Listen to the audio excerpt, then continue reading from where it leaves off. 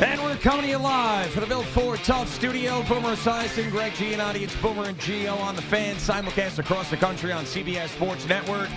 And wherever you're on the free Odyssey app. Good Friday morning. Yes, a feel-good Friday. Boomer's still out. Jerry back from Minneapolis. He is in studio this morning. What's up, Jerry? How are you? Gee, what's up? Not going to lie. Kind of wish I was still in Minneapolis. But Really? Why? Well, Oh, I because wanted him to Rodgers win. still be playing. I just thought, yeah, like, Minneapolis. you get on the bus yesterday. I had a run back from the show from WCCO, get on the bus, and then across the street from us, I think it was the Minnesota marching band started playing as they were heading over to the arena. Like, I want to go to the arena. A sad flight home. I want more games. Yeah, sad flight home is no fun when you are involved in a college program. Yeah, such a finality to it. Yeah.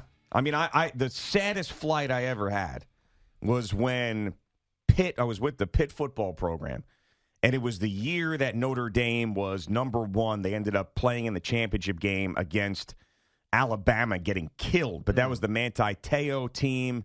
Who else was on? Golick Jr. was on that team. I forget. There's a couple other guys who were on that team. They were a big team. They were ranked number one going into, or at least that game. And Pitt had a great shot to win. So they scored a touchdown to tie, or there was a field goal that would win it just as time was expiring or whatever it was. And the kicker missed the kick to win the game, and it was like a 20-something yard kick. It was actually, and the kid's name was Chris Blewett, which was unbelievable. Who ended up being an NFL kicker? Yeah, I know. Yeah, so he it turned out later that there were too many men on the field for Notre Dame. So Pitt, I remember this. Yeah, That's yeah. right. And they never called it. It was so, and Pitt was unranked. They won 6 games that year. That would have been one of the signature wins in their history. Yeah, in the last probably 20 years. Yes, I mean they used to have Tony Dorsett and Dan Marino and so on and so forth, Hugh Green, but in the last 20 years that would have been the big wins. And that plane ride home after it can be eerie, can't it? Blowing that game, like I felt like I couldn't breathe half the time because someone was going to look at me sideways. So and that's when you get on these buses, as you know, after games, after a loss, it's kind of like just sit there, shut up, don't say anything, and be left alone. Yeah, because you really, we had a great broadcast. Yeah, but I was bummed out about the game too. But I wasn't going to sit there all depressed about it. Have you ever been part of a bus ride back when the bus stops and the coach gets up to just tear into the team? No, I have actually no. Those are rough. Those are rough. Paul Christ was the coach at that time, and he was not a big tear into the team guy. Like he was, so no, I did not experience that, but I would have loved to. And in the couple of times I have experienced it, the coaches were not tearing to guys either, but the performance was so poor that they weren't going to let them sleep on it. And it's just like you sit there and it brings you back to, I remember as a kid playing Pop Warner football. Oh, yeah. Our coach just screaming at us and make us run. Like it brings you right back to being like 11 years old again. It's crazy. Oh, yeah. What my high school football coaches, and in no way am I saying this is negative, my high school football coaches would rip us up and down every single day. And I actually appreciate them for that. But, yeah, I know exactly what you're talking about. Like, if I saw a coach ripping into a team, I'd have PTSD about it, too. Yeah, it's some feeling, that's for sure. Yeah. So I'm a little – I stayed in a hotel last night in the city. I was out to dinner later than I would be out to dinner last night. So I sound like it. I feel like I sound like I've stayed in a hotel and was out. Just got in at 4, right? No. No, more like 10:30, I think, okay. which is way too late for a night before a show. But so I ended up, yesterday I played golf with CeeLo in the afternoon. No nap, 70 degrees. I'm just trucking through. Then I meet my buddy Andrew Filipponi, he's the afternoon host in Pittsburgh at my old station. He's one of my best friends. And then he was on a panel at this Barrett Sports Media Conference. Boy, a lot of panels at this thing. Yeah, a lot of panels.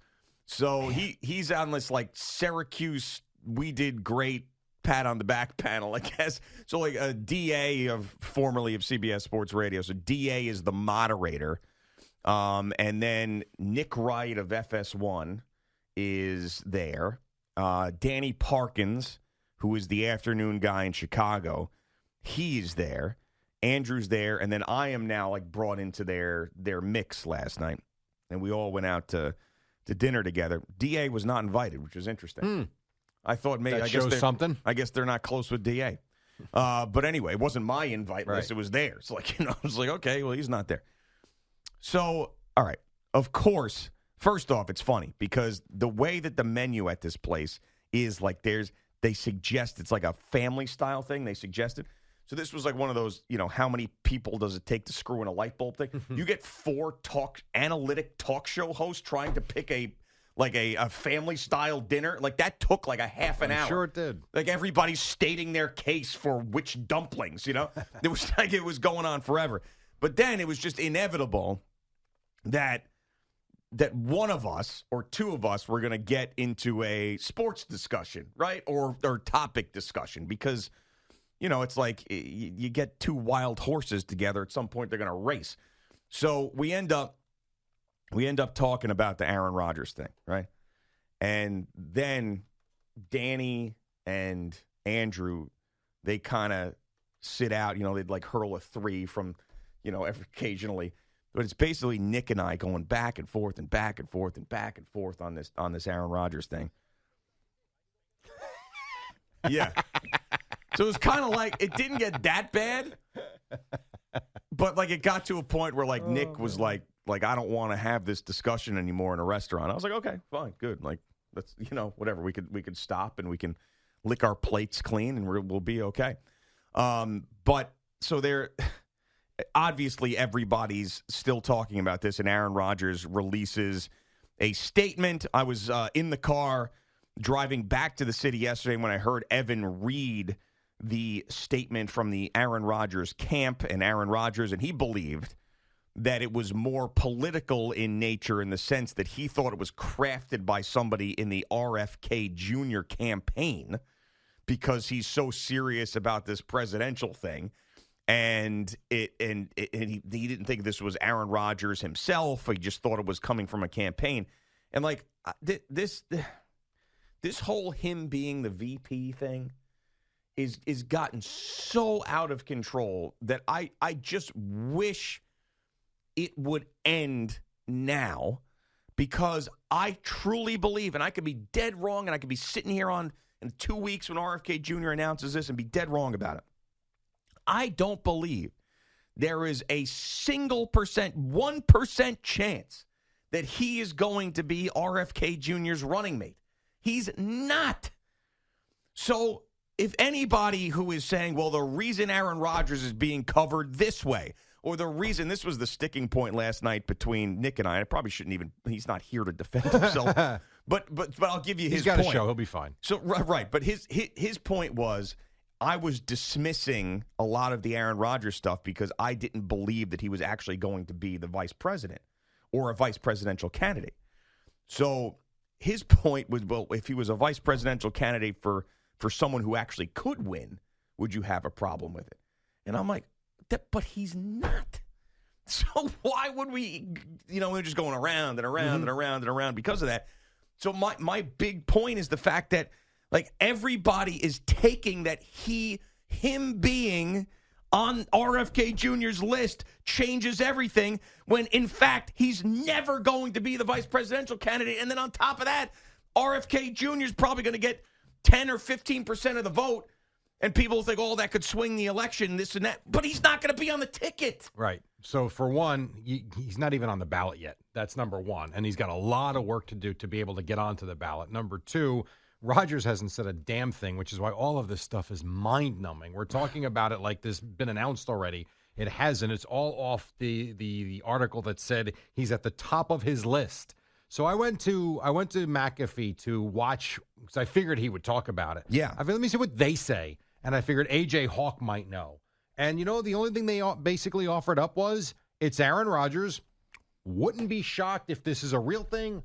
Wouldn't be shocked if it's a media ploy from RFK Jr. And even A.J. Hawk said, it's Aaron. Until we hear from him, we don't know. And to me, it stops there. Until he says something, we have no idea. And we're going round and round in circles about something that could be nothing. Right. And the it's Aaron thing, we don't know, can apply to his thought process, his views on things, where he is in the offseason. Like, all of that is true. But in no way has Aaron Rodgers made any indication himself that he is not committed to continuing to play football for the Jets. And I just don't believe, and I could have egg on my face, but I do not believe that he is going to skip a football season or a portion of a football season to pursue this. I don't believe that he will do that. So, like, where's Aaron? We don't know. He could be on an ayahuasca retreat. He could be in a darkness retreat. He could be here. He could be there. Yes, that applies there. But when it applies to, is Aaron Rodgers going to skip a football season to be on a independent party ticket for president? I kind of do know so you're where Aaron Rodgers is going to be, and he's going to be in Florham Park throwing passes to Garrett Wilson. So you're not buying Evan with the Alan Lazard news? Which no, I am not. I'm not buying that either. I heard that yesterday too. No, hey, man, everybody's going crazy. If anybody doesn't know what I'm talking about, when the news came out that they will seek a trade for Alan Lazard, right? Evan theorized that that's because Aaron Rodgers called Joe Douglas and said, "I'm running for vice president. I'm not playing football this year." Yes, I did. I heard him say that as well. Oh man! And obviously the counter to that is that Alan Lazard was a total bust, and he did not even try last year. He had to be benched during a game, and I do believe that Joe Douglas and the Jets. They gave Aaron free rein last year to put his fingers all over the roster. And this year they want to take some of that power back. Like that's what I think that's about.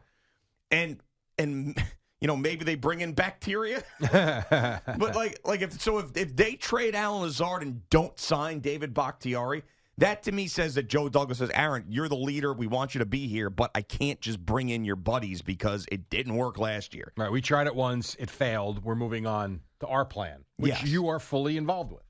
I mean, you can't run the franchise. Yes, but you can't. Right. We're not bringing in Randall Cobb, Alan Lazard, Mason Crosby, everybody else you're Tim Boyle, David Bakhtiari, all these schlubs who are over the hill and can't play anymore. And Alan Lazard was one of those guys who actually could have played, and then he came in, and he might have been one of the worst out of all of them. I thought Tiki made a great point yesterday. He said it's such a shame that all of this stuff, all of it, whether it's Alan Lazard, the Aaron Rodgers stuff, anything Jet-related, it's a shame this didn't come out last week because when you had Joe Douglas had to speak at the Combine, you could have at least got answers or at least reaction from some of it, whereas right now, we won't hear a word, I don't think, from Florham Park until the minicamps start. Yeah, you're right. I agree. Unless Rob Saleh texts Joe and Joe lets us know. Yeah, and apparently they're back together, as you heard yesterday. I did. I heard that. The Omaha Steaks situation. So I did not get that picture from Izzo yet. I knew he was working on it yesterday, but did not get the picture. So, I mean, I guess that the main thought that I have this morning is that every tentacle of this discussion is starting from the body of Aaron Rodgers is a legitimate vice presidential candidate. And I don't believe that to be true. Oh, I no, that doesn't shock me. I could totally see RFK Jr. wanting him, but the idea that he's going to do it, that's a completely different discussion. Right. So, yes, I do think that RFK Jr. is using his celebrity friend in Aaron Rodgers to help get attention to his campaign. And get on the ballot. And this is another thing that as we're referencing Evan a lot here, but another thing I listened to Evan say yesterday that was right was think about how this worked. Sal didn't know who RFK Jr. was. I know. A couple of days ago, and now he says he's going to vote for him. That is a man here who is the perfect example of why you would put Aaron Rodgers or float Aaron Rodgers' name. So he's no dummy. He knows what he's doing. But to think that it's actually going to happen, and like, I don't know. I said this before. I said this yesterday, and people keep saying I can find you examples, but they haven't shown me examples where someone, a private conversation was reported about 10 or 11 years later. Now, I've seen sexual assault allegations. I've seen those like crimes that people held for a while. I'm talking about something somebody said, and I'm not saying it didn't happen. I want to see an example of that because this to me feels new. Whereas like someone like when you start running for office and you're involved in politics, everybody's coming after you. They're combing through all parts of your life, whatever, and nothing is off limits. I know that. But like, if all the things that people have been dragged down by or mudslung at, I don't have a single example of someone holding on to an out of context conversation that they had a decade ago at the Kentucky Derby coming out in this way. Especially without a recording of it. Especially. Right. And I keep bringing up, like, okay, Donald Trump and Billy Bush, that was a thing. Grab her by the schmussy. Right? You knew that whole thing. Oh, boy. Yes, I got you. You know what I'm saying? I do, yes. So that was audio of that. That's what I mean. Yeah. So, like, and I keep, like, and I'll, like, people tweet me if you got examples of it. But I keep bringing up that I don't, this is new to me. And everyone goes, I'll give you examples. And then they never do. Well, I will tell you this. Going forward, especially in this day and age we're living in where clicks are everything, be careful. You know, it's a lesson for not just us, it's for everybody. Because no matter what you say now, there can be a camera on you, there can be a phone recording you. And even if there's not, it's almost as if someone just put something out there. It's received and viewed as gospel, when in fact sometimes it's not even close to the truth. I mean, we're living in such a day and age where, you know, the social media can just go viral, as they say, that nothing surprises me anymore. Nothing. So the fact that it's 10, 11 years ago, that's a little bizarre. But at this point now, nothing is shocking to me. And like, you want to tell me that people talk about, like, oh, this guy told me this guy told me that, and people talk about that amongst themselves? Okay, fine. But reporters, like, I've never heard that before. Like, oh, now all of a sudden 10 years ago. And then another thing that I can't process, the other side of the argument is, well, it's more important for people to know now that he said this thing. So you're telling me it wasn't newsworthy? Like, what? So the Sandy Hook tragedy was what? 2012. So 2012. So he said this in 2013, allegedly, according to Pamela Brown. So you're telling me that it's not newsworthy that one of the, I'll just be, reserved, one of the top 10 most famous athletes. Coming off a Super Bowl, I think. Right? Yeah, 2012 was the Packers in Dallas, was it not? It was 2011 Super Bowl, 2010 season. Oh, okay. So he had won a Super Bowl 2 years prior, and the Sandy Hook tragedy happened a year before he said this. You're telling me that one of the top 10 most recognizable athletes in the world at that point saying that to you was not newsworthy then? My ass, it was. So, like, or it wasn't. But now, because there's a snowball's chance in hell that he's going to be on a VP ticket with an independent candidate, that now's the time that this is important? Now there's a political component to that we learn this? Right. Come on, man. Like, I don't know. Maybe I'm wrong. Maybe I'll look back at this and say, you know what, Greg, you were wrong about this thing. No, I don't think so. But I've been arguing about this for 2 days now, and I'm losing my voice, and I'm exhausted about it. I will. Off the air, on the air. I don't understand. Yeah. I mean, do those points that I brought up, do any of them sound outrageous at all? No, and I'm also still not sure he said it. Right. Like, that's the other part of it everyone's ignoring. I'm not saying he didn't, but I don't know that he did. It's, again, he said, she said. So that's the 12 years ago. The very crux of it. And then on top of that, it's like, what context was this in? You know what I'm saying? And as we said yesterday, I don't think it's a terrible thing that you even float these things in any sort of situation. But when you're reporting on that all these years later, it's just strange. Bull crap. Yeah. All right.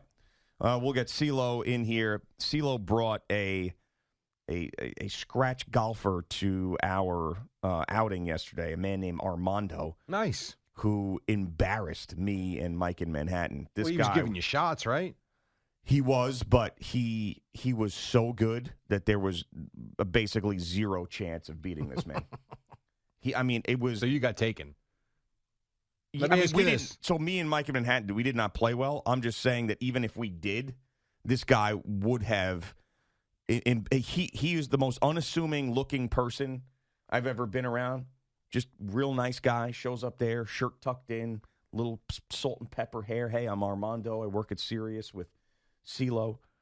And then he's striping the ball off the tee 300 yards, throwing darts onto the green, and just with a little smile on his face. I'm like, what? CeeLo texted me, I have a friend who's pretty good. Yeah, that I could bring. Better than pretty good. Pretty good? Yeah.